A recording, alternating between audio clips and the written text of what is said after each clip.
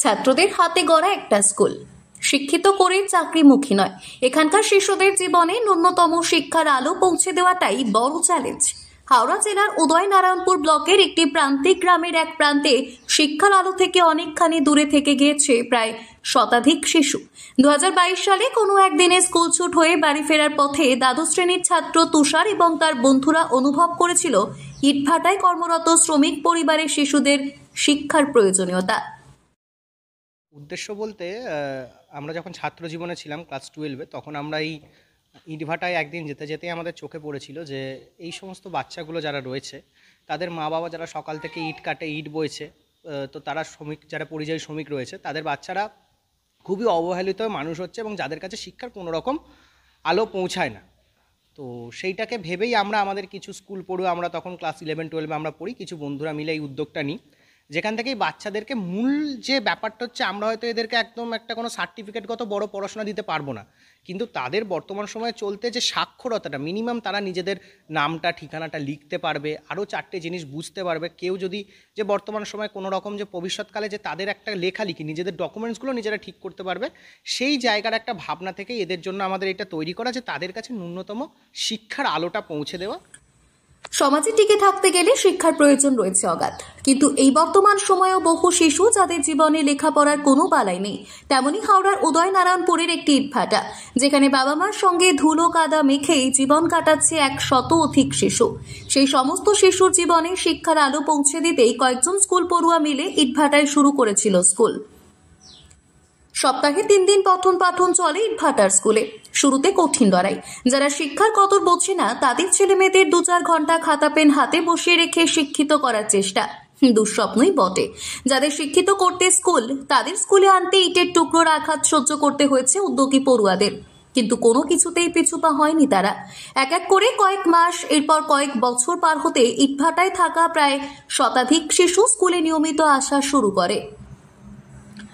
বর্তমানে প্রায় 70 জন ছেলে মেয়ে লেখাপড়া করছে ইটভাটার এই স্কুলে। প্রতি বছর 6 থেকে 8 মাস ভিন রাজ্য থেকে বহু পরিযায়ী শ্রমিক কাজে আসেন হাওড়ার ইটভাটাগুলিতে।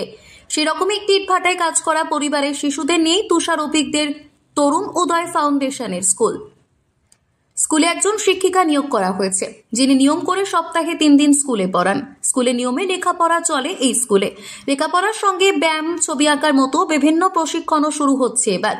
স্কুলে আসা এবং লেখাপড়ার প্রতি আগ্রহ বাড়াতে খাবার সহ নানা জিনিসের মাধ্যমে ওদের আগ্রহ বাড়ানোর চেষ্টা থাকে সর্বদা। আমরা 2022-23 জানুয়ারি আমরা এই ভাটা থেকেই আমাদের পথ চলা শুরু।